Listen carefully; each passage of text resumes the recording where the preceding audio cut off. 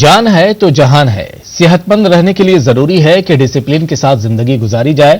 رہن سہن میں بدنظمی اور غفلت کئی بیماریوں کا سبب بن جاتی ہے. بنگلورو میں طبی بیداری کیمپ میں ڈاکٹروں نے ان خیالات کا اظہار کیا.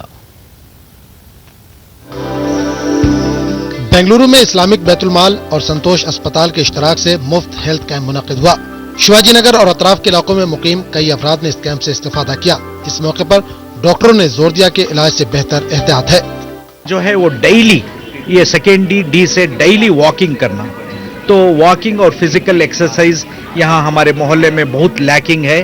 تو آج ہمیں اپنی جنرل ایڈوائس کے میٹنگز میں میرے تقریروں میں جو ہے میں یہی بات بتایا ہوں.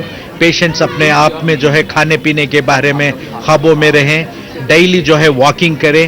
اور تیسرا ڈی ڈرگس دواؤں کو جو ہے تیسری اہمیت دیں. اپنے ہیلتھ کی طرف بہت کم آئیڈیا ہے ان کو کہ کیا کرنا چاہیے کیسے نہیں کرنا چاہیے.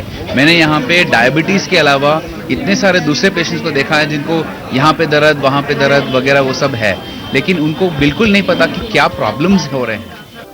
اسلامک بیت المال بنگلورو کا ایک قدیم اوقافی ادارہ ہے. اس ادارے کے تحت 2 شادی محل موجود ہیں. شادی محلوں کی آمدنی سے کئی فلاحی کام انجام دیے جا رہے ہیں. اس ادارے نے پہلی مرتبہ بڑے پیمانے پر مفت طبی کیمپ کا انعقاد کیا.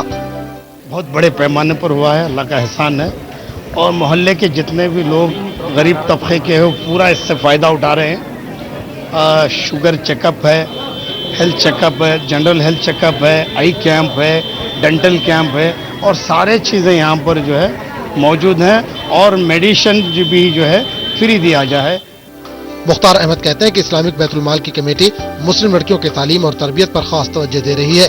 کمپیوٹر کورسز کے بعد جلد ہی ٹیلرنگ اور فیشن ڈیزائننگ کورس بھی شروع کیے جائیں گے. ای ٹی وی نیوز کے لیے بنگلورو سے رؤف احمد ہلور کی رپورٹ.